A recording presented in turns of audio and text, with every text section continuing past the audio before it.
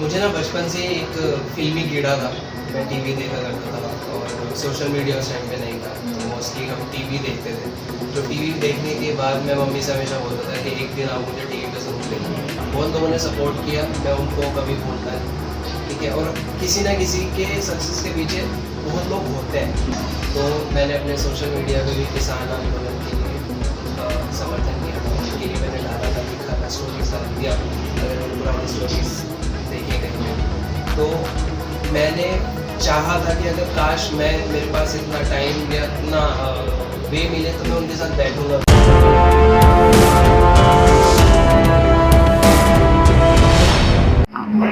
Start. Hey, what's up everybody? This is me, Danish Alfaz.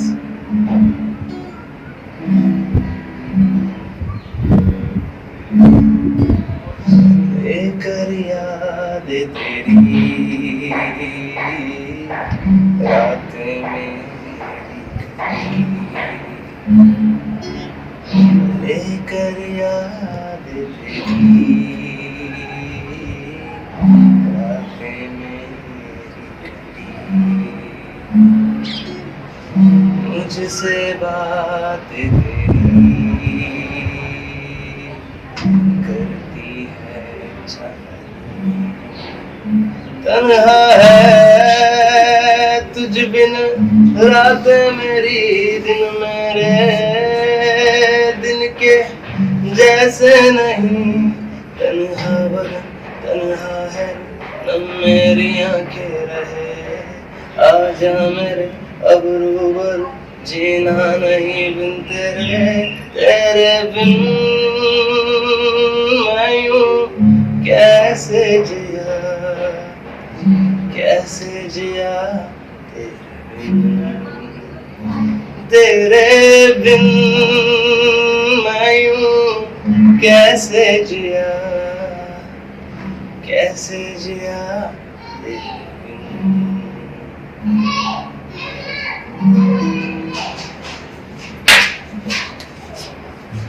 So, I'm enjoying Chandigarh, बहुत मज़ा आ रहा है। और it's been so long कि मैं मुंबई में था, 4 years वहाँ पे मैं रहा। मुंबई का environment, मुंबई की हवा, मुंबई की फ्रेगरेंस आज भी आती है। बट जब से मैं चंडीगढ़ आया हूँ for my work, यहाँ पे भी मुझे बड़ा अच्छा फील हो रहा है। मतलब मुझे लग नहीं रहा है कि मैं किसी दूसरी जगह पे गया हूँ। एक बहुत अच्छी जो लोगों का प्यार मिल रहा है, जो लोगों का डेली एक वाइब आना, तो वो मुझे यहाँ पे मिल रहा है। And I am doing my work here. देखते हैं अभी आगे क्या क्या आएगा। सो ਅੱਜ ਤੁਹਾਨੂੰ ਅਜਿਹੀ ਪਰਸਨੈਲਿਟੀ ਨਾਲ ਰੂਬਰੂ ਕਰਵਾਉਣ ਜਾ ਰਹੇ ਜਿਨ੍ਹਾਂ ਨੂੰ ਇੰਟਰੋਡਕਸ਼ਨ ਦੀ ਲੋੜ ਨਹੀਂ ਹੈਗੀ। तमाम ਗਾਣੇ ਗਾ ਚੁੱਕੇ ਨੇ, ਸੋਸ਼ਲ ਮੀਡੀਆ ਤੇ ਬਹੁਤ ਐਕਟਿਵ ਰਹਿੰਦੇ ਨੇ, ਸੈਂਸੇਸ਼ਨ ਨੇ YouTube ਤੇ, ਸਿੰਗਰ ਵੀ ਨੇ, ਐਕਟਰ ਵੀ ਨੇ, 뮤직 ਕੰਪੋਜ਼ਰ ਵੀ ਨੇ। ਤਾਂ ਇਸ ਸਮੇਂ ਮੇਰੇ ਨਾਲ ਮੌਜੂਦ ਨੇ ਦਾਨਿਸ਼ ਅਲਫਾਜ਼। ਇਹਨਾਂ ਨਾਲ ਖਾਸ ਗੱਲਬਾਤ ਕਰਨਾ, ਜੋ ਆਪਣੇ ਸਟਾਈਲ ਨਾਲ ਜਾਣੇ ਜਾਂਦੇ ਨੇ। ਬਚਪਨ ਤੋਂ ਇਹਨਾਂ ਨੂੰ ਸਿੰਗਿੰਗ, ਐਕਟਿੰਗ, ਡਾਂਸਿੰਗ ਦਾ ਸ਼ੌਕ ਹੈ।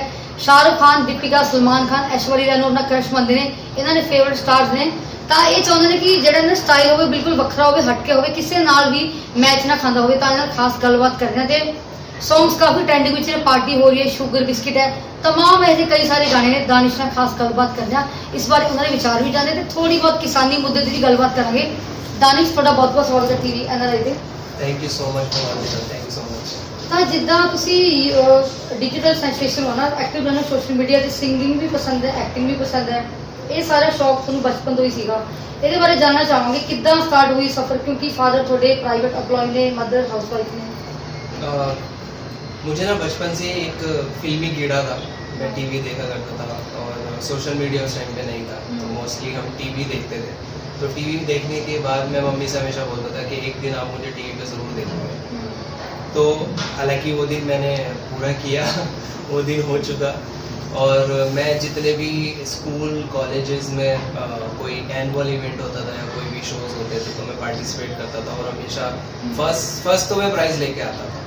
मतलब मुझे नहीं अच्छा लगता था कि मैं सेकंड आऊँ, तो मैं हमेशा आगे रहता था इन सब एक्टिविटीज़ में। शायद वो कहीं ना कहीं वो जो मेरा एक शौक़ था वो जुनून बना, पैशन बना।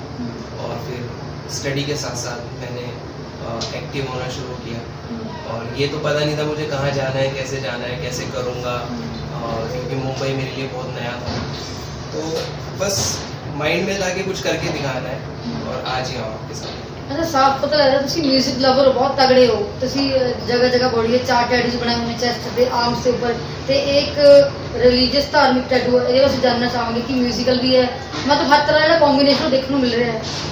ये सब के पीछे एक कहानी है कि मैं कभी गिटार मतलब मैं क्लासेस नहीं ले पाया गिटार की, क्योंकि मैं इंजीनियरिंग की पढ़ाई कर रहा था। मैं diploma in civil engineering and sorry degree in civil engineering I have done and diploma in architect. तो ये मैंने पढ़ाई किया, बट उसके साथ में मैं अपना म्यूज़िकल करियर या एक्टिंग पे कुछ नहीं कर पाया था।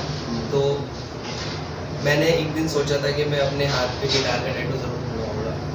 तो मैंने घर पे गिटार लेके खरीदा एक बार, तो मैंने घर पे इसको बजाना स्टार्ट किया, यूट्यूब से सीखा, फाइनली कुछ बेसिक प्ले कर लेता हूँ। फिर सेकंड टैटू है ये प्ले पॉज, ये भी म्यूज़िक है, और एक टैटू यहाँ पे हेडफोन है, म्यूज़िक बना हुआ, तो दिल की धड़कन के पास हमारे म्यूज़िक है, और एक ये रिलीजियस है। इसका भी एक पीछे एक कहानी है, सबके सारे टैटूज़ के पीछे कहानी है।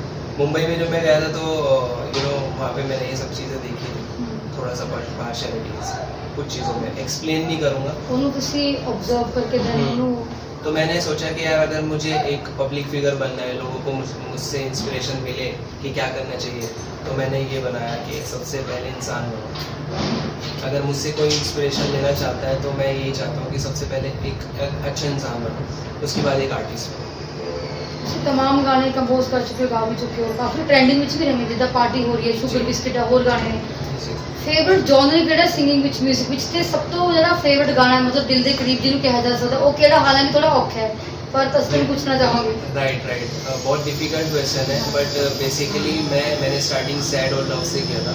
तो मैंने लिखना स्टार्ट किया था सैड सॉन्ग्स, लव सॉन्ग्स, तो वो मेरा फेवरेट एक जॉनर है। सेकंड पार्टी लोगों को पसंद है इस टाइप के गाने, म्यूजिक बीट्स, हैप्पी नंबर, तो उनके लिए ये सब गाने भी मैं बना रहा हूँ।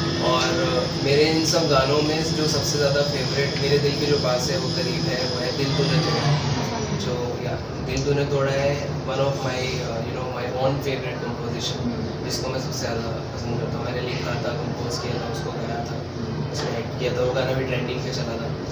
इसके बाद पार्टी हो रही है आया, वो भी ट्रेंडिंग पे चला।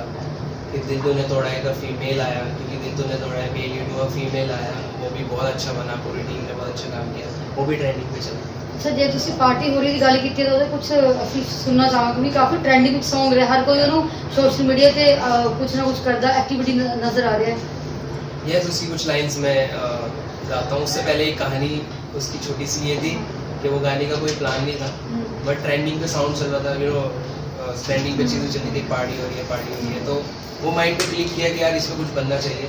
तो इंस्टेंट हमने एक रात में गाना बनाया, म्यूज़िक बनाया, उसके बाद अगले दिन शूट किया, थर्ड डे उसको एडिट करके पोस्ट प्रोडक्शन करके रिलीज़ किया, और वो गाना ट्रेंडिंग पे रहा, और आज भी रील्स पे वो ट्रेंडिंग पे चल रहा है। तो उसकी कुछ लाइन्स में गा देता हूँ। गाड़ी से निकले हम 4 दोस्त, यहाँ यारों के चार खास दोस्त, उनकी बंदियाँ भी साथ, हाथ में टंगड़ियाँ भी साथ, पर मेरी वाली ही कहीं पे सो रही है। ये मेरी गाड़ी, ये मैं यहाँ पार्टी हो रही है, ये मेरी दारू, ये मैं यहाँ पार्टी हो रही है। तो ये इस टाइप से गाना है, बहुत लोगों को पसंद है। ਤੁਸੀਂ ਹਨੀ ਸਿੰਘ ਨੂੰ ਆਪਣਾ ਆਈਡਲ ਮੰਨਦੇ ਹੋ? ਮਤਲਬ ਆਈਡਲਸ ਤਾਂ ਕਾਫੀ ਨੇ, ਪਰ ਜ਼ਿਆਦਾ ਪਾਰਟਿਕੂਲਰ ਇਹ ਕਿਹਾ ਜਾ ਸਕਦਾ ਕਿ ਯੋ ਹਨੀ ਸਿੰਘ ਹੈ, ਉਹਨਾਂ ਦਾ ਕਾਫੀ ਜਿਹੜਾ ਗਾਣਾ ਹੁਣ ਟ੍ਰੈਂਡਿੰਗ ਚ ਹੈ, ਮੁੰਬਈ ਸਾਗਾ ਵਿੱਚ ਜਿਹੜਾ ਮਚੇਗਾ ਕਾਫੀ ਟ੍ਰੈਂਡਿੰਗ ਵਿੱਚ ਹੈ ਉਹਨਾਂ ਦਾ ਗਾਣਾ ਜੋ एक्चुअली क्या हुआ इन 2009, 10, 11 उस टाइम पे क्रेज था एक हनी सिंह का, और म्यूजिक का जो ਦਾਨਿਸ਼ रेवोल्यूशन ਇਹਦੇ ਵਿੱਚ ਐਡ ਕਰਦਾ ਕਿਤੇ ਨਾ ਕਿਤੇ ਲੱਗਦਾ ਕਿ ਜਿਹੜਾ ਕ੍ਰੇਜ਼ ਪਹਿਲਾਂ ਸੀ ਹਨੀ ਸਿੰਘ ਦਾ ਉਹ ਹੁਣ ਥੋੜਾ ਘੱਟ ਹੋ ਚੁੱਕਿਆ, ਕਿਉਂਕਿ ਜਦੋਂ ਗੈਪ ਪੈ ਜਾਂਦਾ, ਗੈਪ ਬਾਅਦ ਕਮਬੈਕ ਕਰਦਾ, ਕਮਬੈਕ ਵਿਦ ਦਾ ਬੈਂਕ ਦਾ ਸੁਣਿਆ ਸੀ ਵਰਡ, ਉਹ ਹੁੰਦਾ ਵੀ ਹੈ, ਪਰ ਕਈ ਵਾਰ ਇਦਾਂ ਹੁੰਦਾ ਕਿ ਆਡੀਅנס ਦੇ ਟੇਸਟ ਦੇ ਜਿਹੜਾ ਹੈਗਾ ਉਹ ਡਿਪੈਂਡ ਕਰਦਾ ਹੈ। ਇਹਦੇ ਬਾਰੇ ਕੀ ਕਹਿਣਾ ਚਾਹੋਗੇ? आई जस्ट वांट टू से लेजेंड्स नेवर डाई। जो लेजेंड्स होते हैं वो पूरी लाइफ उनका नाम वैसा ही होता है, वैसे ही होते हैं। तो हनी सिंह एक लेजेंड है और रहेंगे। उन्होंने जो रेवोल्यूशन जो म्यूज़िक में एक क्रांति लेके आए थे, वो हनी सिंह थे, और उनकी वजह से मैंने म्यूज़िक को फील किया, महसूस किया। और जो वर्ड्स वो बोलते थे, वो रैप करते थे, वो कुछ भी बोल रहे हैं, बट सेंस होता था, वो सेंस होता था उनमें, और मुझे लिखने की समझ भी हुई। फिर पैरेलल मैं हिंदी गाने भी सुनता था, और किशोर दा, मोहम्मद रफ़ी साहब, इन सबको भी मैं फॉलो करता हूँ क्योंकि I love Shayari, sometime ghazals मैं लिखना भी पसंद करता हूँ, तो मैं उनको भी फॉलो ਤੇ करता था। ਤੁਸੀਂ ਰੀਸੈਂਟਲੀ ਜਾਂ ਲੋਕਡਾਊਨ 'ਚ ਕੁਝ ਲਿਖਿਆ ਜਦੋਂ ਤੁਸੀਂ ਦੱਸਿਆ ਤੁਹਾਨੂੰ ਸ਼ਾਇਰੀ ਪਸੰਦ ਹੈ ਇਦਾਂ ਕੁਝ? हाँ, मैंने काफ़ी कुछ लिखा है, तो एक मेरी खुद की फेवरेट शायरी जो मैंने लिखी थी, जो मैं हमेशा गुनगुनाता हूँ कि वो करते नहीं बात हमसे, ये उनकी नादानी है। वो करते नहीं बात हमसे, ये उनकी नादानी है, लेकिन है अजीज़ हम उनके लिए, ये बात हमें जानी है।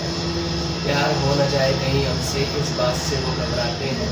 प्यार हो न जाए कहीं हमसे, इस बात से वो घबराते हैं, मगर क्या करें यार, उनकी इसी अदा पे हम उनसे दूर नहीं रहते। क्या बात है, मतलब वाकई ਤੁਸੀਂ इतना डीपली थॉट लेके मुझे बहुत डीप जाना पसंद है। मैं चाहता हूँ कि मेरी लिखी हुई एक लाइन में हज़ार मीनिंग हो, मतलब बहुत जो लाइन को हम एक्सप्लेन करते हैं वो सिर्फ एक लाइन में हो। मेरा ये मोटिव होता है। ਇਹ ਡੈਬਿਊ ਬਹੁਤ ਖਾਸ ਹੁੰਦਾ ਹੈ, ਭਾਵੇਂ ਫਿਲਮ ਦਾ ਹੋਵੇ ਚਾਹੇ ਸੌਂਗਸ ਦਾ ਹੋਵੇ। ਕਰਮਾ ਮੂਵੀ ਤੋਂ ਡੈਬਿਊ ਕੀਤਾ ਸੀ, ਹਾਫ ਬॉयਫ੍ਰੈਂਡ, ਕਿੱਦਾਂ ਦਾ ਐਕਸਪੀਰੀਅੰਸ was ਕਿੱਦਾਂ ਦਾ? ਕਿਉਂਕਿ ਸਟਾਰਟ ਕਰਦੇ ਹਾਂ ਆਪਾਂ ਇੱਕ ਐਕਸਾਈਟਮੈਂਟ ਵੀ ਹੁੰਦੀ ਹੈ ਤੇ ਇੱਕ ਡਰ ਵੀ ਹੁੰਦਾ ਕਿ ਇੰਡਸਟਰੀ ਵਿੱਚ ਜਾ ਰਹੇ ਹਾਂ, ਬਹੁਤ ਸਾਰੇ ਕੰਪੀਟੀਟਰਸ ਮਿਲਣਗੇ, ਬਹੁਤ ਸਾਰੀਆਂ ਚੁਣੌਤੀਆਂ ਮਿਲਣਗੀਆਂ, ਸਾਨੂੰ ਸੰਘਰਸ਼ ਵੀ ਕਰਨਾ पड़ेगा। मेरा जो सफ़र है बहुत चुनौतियों भरा था, बहुत संघर्ष था। मैं हिंदी में टिपिकल बोल रहा हूँ, इट वॉज़ वेरी डिफ़िकल्ट, बहुत ज़्यादा स्ट्रगल किया। मुझे एक मूवी मिली काफ़ी स्ट्रगल के बाद, वो मूवी बनते बनते 1-1.5 साल हो गया था, तो इन आउट वाला सीन चल रहा था। मुझे एक बार उसमें से मेरे गाने निकाल भी दिए थे, मतलब थोड़ा सा बॉलीवुड में पार्शलिटी होती है और पॉलिटिक्स होती है कि नहीं हम अपने का रखेंगे या हम इसका रखेंगे, सब अपने अपने। बट मैं बिल्कुल अननोन था, मुझे कोई जानता नहीं था, लेकिन मैंने अपने काम पे बड़ा बिलीव किया है शुरू से कि अगर मेरा काम अच्छा है तो लोग मेरे पास आएंगे, मैं नहीं चाहूँगा।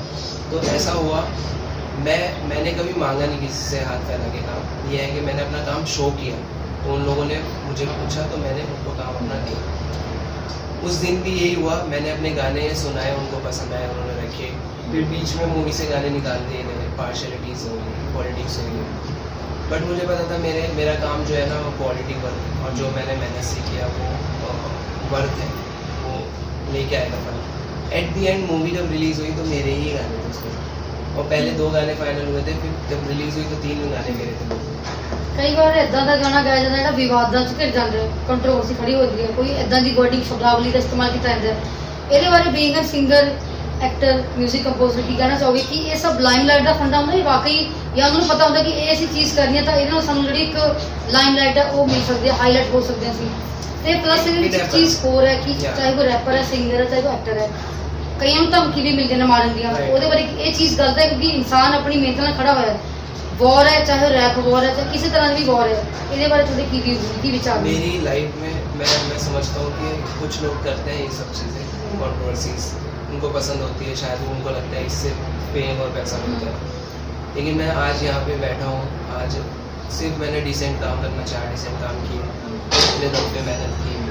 हाँ, बहुत लोगों ने सपोर्ट किया, मैं उनको कभी भूलता नहीं, ठीक है। और किसी ना किसी के सक्सेस के पीछे बहुत लोग होते हैं, कोई ये नहीं बोल सकता, आज शाहरुख खान भी या कोई भी ये नहीं बोल सकते कि हम अकेले अपने दम पे आए, नहीं, सपोर्ट होता है, चाहे वो मॉरल हो, चाहे वो कैसा भी हो, कुछ ना कुछ चीज़ें होती हैं। तो मेरे पीछे भी रहा है वो बहुत सपोर्ट रहा है, बट मैंने स्ट्रगल बहुत ज़्यादा किया है, मुझे बहुत लोगों ने गिराना भी चाहा है, और इतनी ज़्यादा कंट्रोवर्सीज मेरे बीच में हुई हैं, मेरे साथ में हुई हैं, बट मैंने हमेशा एक ही बात बोली है कि मुझे कंट्रोवर्सी से दूर रखो, ना मैं इस बारे में कुछ बात करूँगा, ना मैं कुछ बोलूँगा, क्योंकि मुझे अगर मुझे नेम फेम मिल रहा है तो मैं वो अच्छा इज़्ज़त वाला देखना चाहता हूँ। अगर मैं चाहूँ तो आज भी मेरे साथ इतनी चीज़ें हो रही हैं, मैं कंट्रोवर्सीज क्रिएट कर सकता हूँ, और जो कि जायज़ है, मैं जो बोलूँगा सच बोलूँगा, और वो इतनी बड़ी बातें होंगी कि पागल हो जाएगा, पूरा इंडिया हिल जाएगा, मतलब धमाका हो जाएगा। लेकिन मैं वैसा नाम नहीं कमाना चाहता, मैं अच्छा मेहनत का कमाना चाहता हूँ, मेहनत से ही काम करना चाहता हूँ। ਗਾਣੇ 'ਚ ਤੁਸੀਂ ਇੰਨੇ ਗਾਣੇ ਲਿਖੇ ਨੇ, ਗਾਏ ਵੀ ਨੇ ਗਾਣੇ, ਕਦੇ ਸੋਚਿਆ ਕਿ ਕੋਈ ਕਿਸਾਨਾਂ ਦਾ ਮੁੱਦਾ ਚੱਲ ਰਿਹਾ, ਕਿਸਾਨਾਂ ਤੇ ਵੀ ਕੋਈ ਗਾਣਾ ਲਿਖਿਆ ਜਾਵੇ? यस यस ਇਹਨਾਂ ਦੇ ਜਿਹੜੇ ਕਿਸਾਨਾਂ ਵੀਰਾਂ ਦਾ ਮੁੱਦਾ ਚੱਲੇ, ਇਹਦੇ ਬਾਰੇ ਕੀ ਕਹਿਣਾ ਚਾਹੋਗੇ ਤੁਸੀਂ? मैंने सोशल मीडिया पे, क्योंकि बीइंग एन इन्फ्लुएंसर ऑल्सो, कि मैं सोचता हूँ कि अच्छे मैसेज लोगों को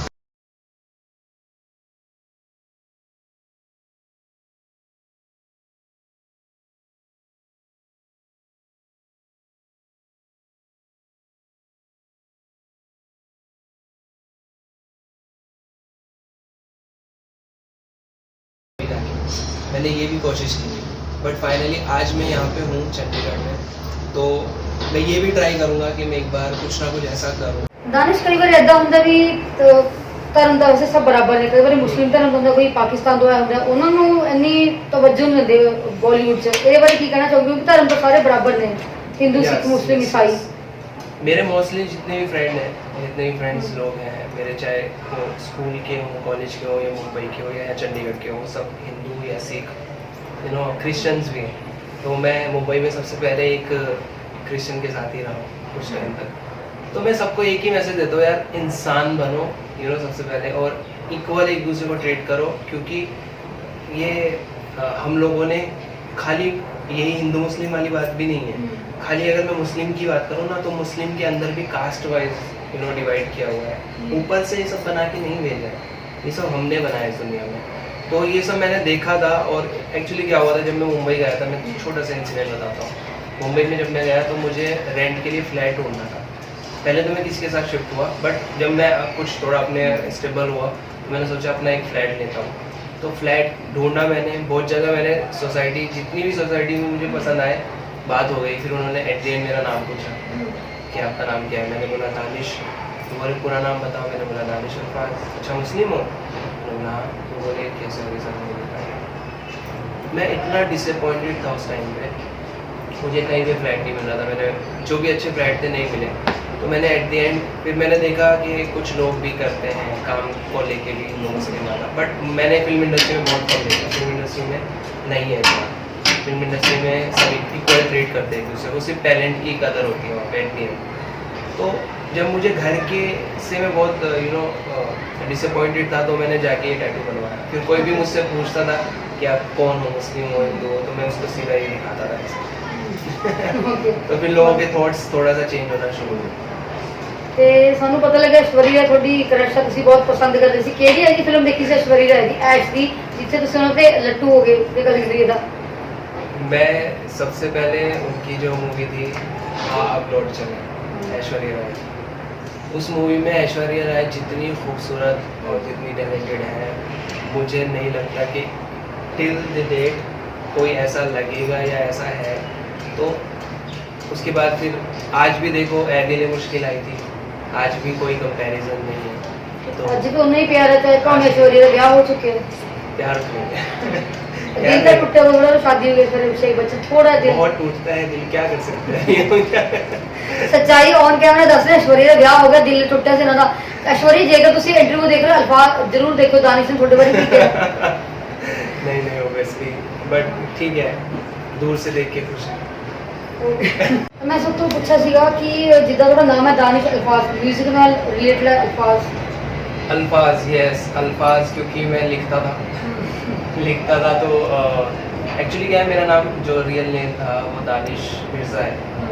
तो मिर्ज़ा जो हमारा लगता है नाम, सरनेम, लेकिन दानिश मिर्ज़ा जब फेसबुक था उस टाइम पे, फेसबुक पे जब सर्च करते थे तो दानिश मिर्ज़ा हज़ारों आते थे, हज़ारों।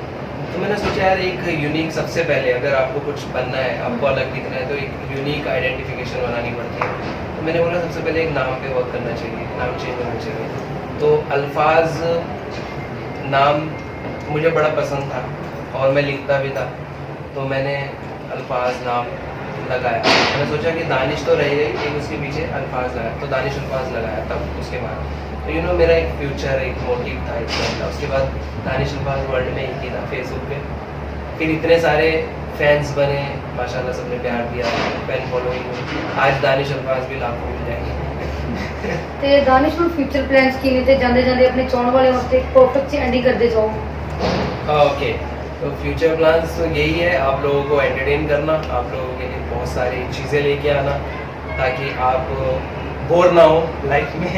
आप एंटरटेन में, और कुछ गाने आ रहे हैं जो अच्छे लेवल पे आ रहे हैं पंजाब में, मुंबई में, तो उनका बस इंतज़ार करें आप। और लास्ट में मैं एक मैसेज यही देता हूँ कि अगर आप कुछ बनना चाहते हैं, कुछ करना चाहते हैं, तो आपके ऊपर बहुत लोग उंगली करेंगे, आपको पलट के किसी को जवाब नहीं देना है, क्योंकि जवाब आपका काम देगा।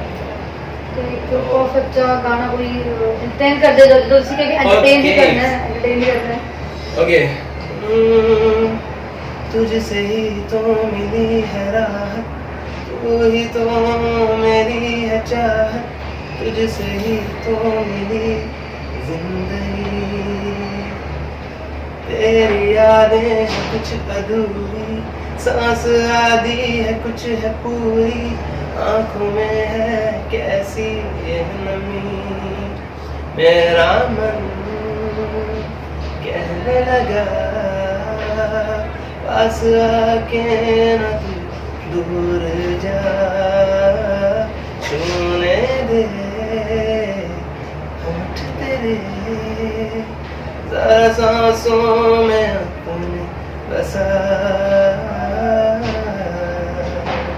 परफेक्ट ਤਾਂ ਸੀਗੇ ਮੇਰੇ ਨਾਲ ਦਾਨਿਸ਼ ਅਸਵਾਸ ਜੀ ਨੇ ਸਾਨੂੰ ਬਹੁਤ ਐਂਟਰਟੇਨ ਕੀਤਾ ਤੇ ਕਿਸਾਨਾਂ ਦੇ ਮੁੱਦੇ ਬਾਰੇ ਵੀ ਗੱਲਬਾਤ ਕੀਤੀ ਤੇ ਇਹ ਹੈ ਕਿ ਧਰਮ ਸਾਰੇ ਇੱਕ ਨੇ, ਭੇਦਭਾਵ ਛੱਡੋ ਤੇ ਸਾਰੇ ਧਰਮਾਂ ਨੂੰ ਇੱਕ ਸਮਝੋ, ਕਿਉਂਕਿ ਇਹਨਾਂ ਨੇ ਟੈਟੂ ਵੀ ਬਣਾ ਕੇ ਇਹ ਗੱਲ ਦੱਸੀ ਕਿ ਹਿੰਦੂ ਸਿੱਖ ਮੁਸਲਿਮ ਈਸਾਈ ਇੱਕੋ ਨੇ, ਕੋਈ ਅਲੱਗ ਨਹੀਂ ਹੈ। ਪਰ ਲੋਕਾਂ ਵਿੱਚ ਇਹ ਭੇਦਭਾਵ ਅੱਜ ਵੀ ਕਮੈਂਟਸ ਰਾਹੀਂ ਤੁਸੀਂ ਵਿਚਾਰ ਸਾਂਝੇ ਕਰ ਸਕਦੇ ਹੋ। ਬਣੇ ਰਹੋ ਟੀਵੀ NRI ਨਾਲ।